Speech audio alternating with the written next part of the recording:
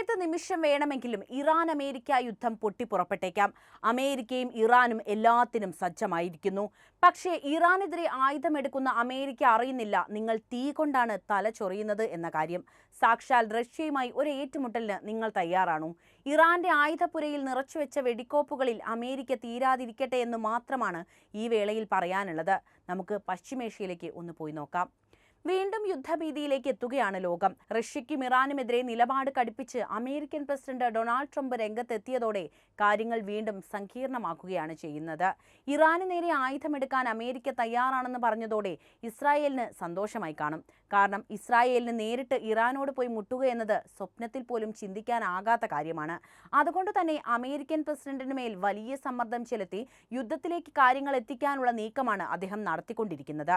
ഉക്രൈനിൽ വെടിനിർത്തലിന് തയ്യാറാകാത്ത Russian president Vladimir പുടിനോട് തനിക്ക് കടുത്ത ക്ഷോഭമുണ്ടെന്ന് Trump പറഞ്ഞിട്ടുണ്ട്. വഴങ്ങിയില്ലെങ്കിൽ റഷ്യൻ എണ്ണ വാങ്ങുന്ന രാജ്യങ്ങൾക്ക് തീരുവ ഏർപ്പെടുത്തുമെന്നും ട്രംപ് വ്യക്തമാക്കി. ആണവ കരാറിന് തയ്യാറായില്ലെങ്കിൽ ഇറാനെ ആക്രമിക്കുമെന്നും ട്രംപ് മുന്നറിയിപ്പ് നൽകി കഴിഞ്ഞു. ഇറാനെ അമേരിക്ക ആക്രമിക്കുമെന്ന് ഇസ്രയേലും സ്ഥിരീകരിച്ചിട്ടുണ്ട്. അതായത് ഇറാനുമായി ഒരു യുദ്ധത്തിന് അമേരിക്ക സജ്ജമാകുമ്പോൾ അവിടെ അവർക്ക് നേരിടേണ്ടി വരുന്നത് ഇറാനെ തനിച്ചായിരിക്കില്ല, റഷ്യയെ കൂടിയാണ് എന്ന സത്യം തിരിച്ചറിയണം. റഷ്യയെ അടക്കം കൂടെ നിർത്തി ലോക സമാധാനമായിരുന്നു ട്രംപ് ലക്ഷ്യമിട്ടത് എന്ന് വിശ്വസിക്കുന്ന അമേരിക്കൻ ഭക്തന്മാർ കാണും. ലോകത്തെക്കുറിച്ചും സമാധാനത്തെക്കുറിച്ചും അത്രത്തോളം ആവലാതിയുള്ള നേതാവാണ് ട്രംപ് എന്ന് എനിക്ക് തോന്നിയിട്ടില്ല. അതിൻ്റെ പ്രധാന കാരണം ട്രംപ് എന്നും ഒരു ബിസിനസ്സുകാരനായിരുന്നു എന്നതാണ്. അദ്ദേഹത്തിൻ്റെ ഏതൊരു നീക്കത്തിനു പിന്നിലും വ്യക്തമായ ബിസിനസ് അജണ്ട ഉണ്ടാകുമെന്ന കാര്യം ആദ്യം തന്നെ നമ്മൾ മനസ്സിലാക്കിയിരിക്കണം. യുദ്ധമെല്ലാം അവസാനിപ്പിക്കുമെന്ന വാഗ്ദാനത്തിൽ തന്നെയാണ് അധികാരത്തിലെത്തിയത്. എന്നാൽ അത് നടക്കുന്നില്ല. ഈ സാഹചര്യത്തിൽ ആകെ അങ്കലാപ്പിലായ ട്രംപ് നേരെ ഇറാനും ഹൂതികൾക്കും നേരെ തിരിയുകയായിരുന്നു. മാത്രവുമല്ല ഇതേ സമയത്ത് തന്നെ ഗാസയിൽ അമേരിക്കയുടെ പൂർണ്ണ പിന്തുണയോടെ ഫലസ്തീൻ ജനതയെ ചുട്ടരിക്കാൻ ഒരു മടിയുമില്ലാതെ ഇസ്രായേലും രംഗത്തെത്തി. അപ്പോൾ അമേരിക്ക എന്ത് ചെയ്തു? ചെങ്കടലിൽ അമേരിക്കയ്ക്ക് തലവേദനയാകുന്ന ഹൂതികളെ നിലക്കി നിർത്താനുള്ള പണികൾ നോക്കി തുടങ്ങി. ഇങ്ങനെയൊക്കെ ചെയ്താൽ ഇറാൻ അങ്ങ് കിടുകിടാ വിറയ്ക്കുമെന്ന് അമേരിക്ക വിചാരിച്ചു കാണും. എന്നാൽ വിചാരിച്ചതുപോലെ ഒന്നും തന്നെ കാര്യങ്ങൾ മുന്നോട്ട് പോയില്ലെന്ന് മാത്രവുമല്ല, അമേരിക്കയുമായി ഒരു നയതന്ത്ര ചർച്ചയ്ക്കും തയ്യാറല്ലെന്നും പകരം യുദ്ധത്തിന് തയ്യാറാണെന്നുമായിരുന്നു ഈ വിഷയത്തിൽ ഇറാന്റെ നിലപാട്. പൊതുവെ യുദ്ധത്തിന് തയ്യാറല്ലാത്ത, യുദ്ധം വിപണികളെ മോശമായി ബാധിക്കുമെന്ന് വിശ്വസിക്കുന്ന അമേരിക്കൻ പ്രസിഡന്റ് ട്രംപിന് മേൽ നിലവിൽ സമ്മർദ്ദം വരികയാണ് ഇറാനെ ആക്രമിക്കാൻ. എന്നാൽ അമേരിക്കയോളം വലുതല്ലെങ്കിലും രണ്ട് അമേരിക്കയെ നേരിടാൻ തക്ക രീതിയിൽ ഇറാൻ ഒരുക്കി വെച്ച ആയുധപ്പുര കണ്ട് കണ്ണ് തള്ളിയിരിക്കുകയാണ് നിലവിൽ അമേരിക്കയുടേത്. അടുക്കി വെച്ച മിസൈലുകൾക്ക് ഈ ലോകത്തെ തന്നെ തകർക്കാൻ ശേഷിയുണ്ട് എന്ന തിരിച്ചറിവും അവർക്ക് വന്നിട്ടുണ്ട്. ചൈനീസ് കടലിൽ തമ്പടിച്ചിരിക്കുന്ന യുദ്ധക്കപ്പൽ പശ്ചിമേഷ്യയിലേക്ക് കൊണ്ടുപോവുകയാണ് ട്രംപ് ചെയ്യുന്നത്. നിരവധി യുദ്ധവിമാനങ്ങൾക്ക് തമ്പടിക്കാൻ കഴിയുന്ന ഈ കപ്പലിന്റെ യാത്ര യുദ്ധം ഉറപ്പാണെന്ന റിപ്പോർട്ടുകളാണ് നമ്മളോട് പറയുന്നത്. ഇറാനെതിരെ ഏത് സമയവും അമേരിക്കയിൽ നിന്ന് ആക്രമണം ഉണ്ടാകും. അങ്ങനെയെങ്കിൽ ഇറാൻ വെറുതെ ഇരിക്കുമെന്ന് തോന്നുന്നുണ്ടോ? ഉറപ്പായിട്ടുമില്ല. തിരിച്ചടി എന്തായാലും ഉണ്ടാകും. ഇതിനൊപ്പമാണ് റഷ്യക്കെതിരെയും നിലപാടുകൾ ട്രംപ് പറയുന്നത് എന്നതാണ് ശ്രദ്ധേയമായത്. അതായത് അമേരിക്ക ഇത്ര നാളും കരുതിയത് റഷ്യ ഉക്രൈൻ യുദ്ധം അവസാനിപ്പിച്ച് റഷ്യ ആഗ്രഹിക്കുന്ന രീതിയിൽ കാര്യങ്ങൾ തീരുമാനിക്കുകയാണെങ്കിൽ ട്രംപിന് അനുകൂലമായി റഷ്യൻ പ്രസിഡന്റ് നിലയുറപ്പിക്കും എന്ന കാര്യമാണ്. എന്നാൽ ട്രംപിന്റെ പ്ലാൻ പാളിപ്പോയെന്ന് മാത്രവുമല്ല, ഹൂതികൾക്ക് ആയുധം നൽകുന്ന ഇറാന് ആയുധം നൽകരുതെന്ന ആവശ്യവുമായി റഷ്യയുടെ മുന്നിലെത്തിയ അമേരിക്കയെ അപമാനിച്ചു വിടുകയായിരുന്നു റഷ്യ. ഇറാനെതിരെ ഒരു ചെറുവിരൽ പോലും അനക്കാൻ റഷ്യ തയ്യാറല്ലെന്ന് മനസ്സിലാക്കിയതോടെ അമേരിക്കയുടെ പദ്ധതികളെല്ലാം ഉടഞ്ഞുപോയി. അവസാനം പുതിനെതിരെ പോലും സംസാരിക്കാൻ ട്രംപ് മടി കാണിച്ചില്ല. അമേരിക്കൻ ന്യൂസ് ചാനലിന് നൽകിയ ടെലിഫോൺ അഭിമുഖത്തിലാണ് ട്രംപ് പുതിനെതിരെ തുറന്നടിച്ചത്. ഉക്രൈനിൽ വെടിനിർത്തൽ സാധ്യമായില്ലെങ്കിൽ അത് റഷ്യയുടെ വീഴ്ചയാണെന്നും കടുത്ത നിലപാടിന് മടിക്കില്ലെന്നും ട്രംപ് വ്യക്തമാക്കി. ഉക്രൈൻ പ്രസിഡന്റിന്റെ വിശ്വാസ്യത ചോദ്യം ചെയ്യുന്ന പുതിന് നിലപാട് അംഗീകരിക്കില്ല. ഈ ആഴ്ച പുതിനുമായി ചർച്ച നടത്തുമെന്നും ട്രംപ് പറയുന്നുണ്ട്. അതിനിടെ ആണവ കരാറിന് അമേരിക്കയുമായി നേരിട്ട് ചർച്ചയ്ക്കില്ലെന്നായിരുന്നു ഇറാൻ വ്യക്തമാക്കി രംഗത്ത് വന്നത്. ബറാക് ഒബാമയുടെ കാലത്ത് ഇറാനുമായി ഒപ്പിട്ട ആണവ കരാർ പോരെന്നും പുതിയത് വേണമെന്നുമാണ് ട്രംപിന്റെ ആവശ്യം. ഇത് പാടെ അവഗണിച്ചാണ് ഇറാൻ ഇപ്പോൾ മുന്നോട്ട് വന്നത്. നേരിട്ട് ചർച്ചയ്ക്കുള്ള അമേരിക്കൻ പ്രസിഡന്റ് ഡൊണാൾഡ് ട്രംപിന്റെ ക്ഷണം നിരസിക്കുകയായിരുന്നു ഇറാൻ. ട്രംപിന്റെ കത്തിന് മറുപടിയായാണ് ഇറാൻ പ്രസിഡന്റ് മസൂദ് പെസഷ്കിയാൻ നിലപാട് വ്യക്തമാക്കിയത്. ഇരുപക്ഷവും തമ്മിൽ നേരിട്ടുള്ള ചർച്ചയ്ക്കുള്ള സാധ്യത നിലവിലില്ലെങ്കിലും പരോക്ഷ ചർച്ചകൾക്കുള്ള പാത തുറന്നിരിക്കുന്നുണ്ടെന്ന് പെസഷ്കിയാൻ പ്രതികരിച്ചു. 2018 ലോകരാജ്യങ്ങളുമായുള്ള ഇറാന്റെ ആണവ കരാറിൽ നിന്ന് അമേരിക്ക ഏകപക്ഷീയമായിട്ടാണ് പിന്മാറിയത്. ട്രംപ് ആദ്യമായി പ്രസിഡന്റായി അധികാരമേറ്റ ശേഷമാണ് ഈ സംഭവം ഉണ്ടായത്. ഇതിനുശേഷം വർഷങ്ങളായി ചർച്ചകളിൽ പുരോഗതി ഉണ്ടായിട്ടില്ല.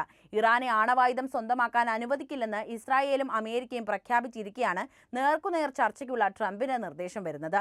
അമേരിക്കയുടെയും കൂട്ടാളികളുടെയും കടുത്ത ഉപരോധങ്ങളുടെയും ഗാസയിൽ ഇസ്രായേൽ വെടിനിർത്തൽ കരാർ ലംഘിച്ചതിന്റെയും പശ്ചാത്തലത്തിലും ഇറാന്റെ പ്രതികരണം ശ്രദ്ധേയമാണ്.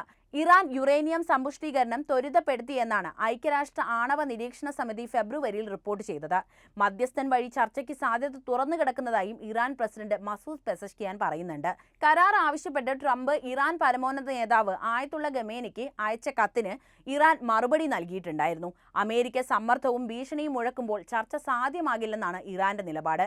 കരാറിന് തയ്യാറായില്ലെങ്കിൽ ഇറാൻ ഇതുവരെ കാണാത്ത ബോംബ് ആക്രമണം ഉണ്ടാകുമെന്ന് ട്രംപ് ടെലിവിഷൻ അഭിമുഖത്തിൽ വ്യക്തമാക്കിയിട്ടുമുണ്ട്. വിഷയത്തിൽ ഇപ്പോൾ കൂടുതൽ പ്രതികരിക്കാനില്ലെന്നും അമേരിക്കൻ പ്രസിഡന്റ് പറയുന്നുണ്ട്. ഇതിന് പിന്നാലെയാണ് യുദ്ധഭീതി സജീവമാക്കിക്കൊണ്ട് യുദ്ധക്കപ്പലിന്റെ പശ്ചിമേഷ്യയിലേക്കുള്ള യാത്ര ശ്രദ്ധേയമാകുന്നത്. ഇറാനുമായി അമേരിക്ക ചർച്ചകൾ ആഗ്രഹിക്കുന്നില്ലെന്നും മറിച്ച് അവരുടെ ആവശ്യങ്ങൾ അടിച്ചേൽപ്പിക്കുകയാണെന്നും ഇറാൻ പരമോന്നത നേതാവ് ആയത്തുള്ള അലി ഖമേനി പ്രതികരിച്ചിട്ടുണ്ടായിരുന്നു. ചർച്ചകളേക്കാൾ കൂടുതൽ നിയന്ത്രണങ്ങളാണ് അമേരിക്ക ആഗ്രഹിക്കുന്നത് എന്നാണ് ഇറാന്റെ നിലപാട്. ചില ധിക്കാരികളായ ഭരണകൂടങ്ങൾ ചർച്ചകൾക്ക് നിർബന്ധം പിടിക്കുകയാണ്. എന്നാൽ അവരുടെ ചർച്ചകൾ പ്രശ്നങ്ങൾ പരിഹരിക്കാനല്ല, മറിച്ച് ആധിപത്യം സ്ഥാപിക്കാനും അവരുടെ സ്വന്തം ആഗ്രഹങ്ങൾ അടിച്ചേൽപ്പിക്കാനുമാണെന്നും അമേരിക്കയെ ലക്ഷ്യമിട്ട് ഖമേനി പറഞ്ഞു. അവരെ സംബന്ധിച്ചിടത്തോളം ചർച്ചകൾ എന്നത് പുതിയ ആവശ്യങ്ങൾ അവതരിപ്പിക്കാനുള്ളൊരു മാർഗമാണ്. ഇത് ചെയ്യരുത്, ആ വ്യക്തിയെ കാണരുത്, ആ ഇനം നിർമ്മിക്കരുത്, അല്ലെങ്കിൽ നിങ്ങളുടെ മിസൈൽ പരിധി ഒരു നിശ്ചിത പരിധി കവിയാൻ പാടില്ല എന്നിങ്ങനെ പറഞ്ഞുകൊണ്ട് രാജ്യത്തിന്റെ പ്രതിരോധ ശേഷിക്ക് നിയന്ത്രണം ഏർപ്പെടുത്തണമെന്നാണ് അവർ ആവശ്യപ്പെട്ടതെന്നും അദ്ദേഹം കൂട്ടിച്ചേർത്തു. ഫോക്സ് ബിസിനസ്സുമായുള്ള അഭിമുഖത്തിലാണ് ഇറാനുമായി ആണവ കരാറുമായി ബന്ധപ്പെട്ട ചർച്ചകൾക്ക് തയ്യാറാണെന്ന് ട്രംപ് വ്യക്തമാക്കിയത്.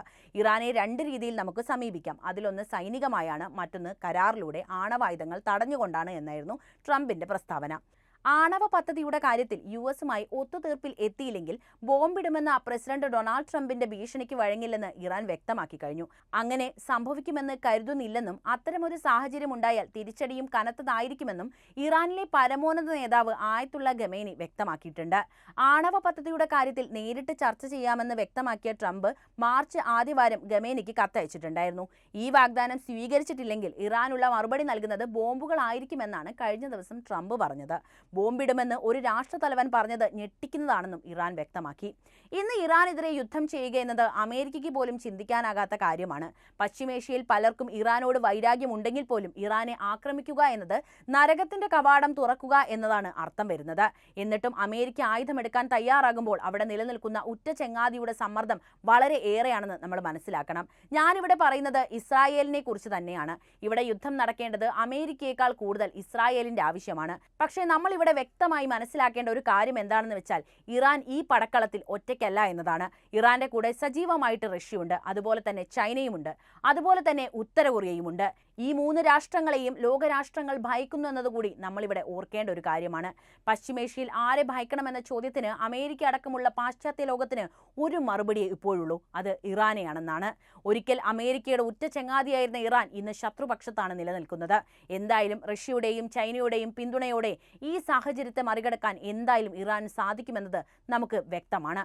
എന്താണ് ഇനി പശ്ചിമേഷ്യയിൽ നടക്കാൻ പോകുന്നത് എന്ന് നമുക്ക് കണ്ടറിയാമല്ലേ. എന്തായാലും വീഡിയോ ഇഷ്ടപ്പെട്ടാൽ ലൈക്ക് ചെയ്യാനും ഷെയർ ചെയ്യാനും പ്രത്യേകം ശ്രദ്ധിക്കുമല്ലോ.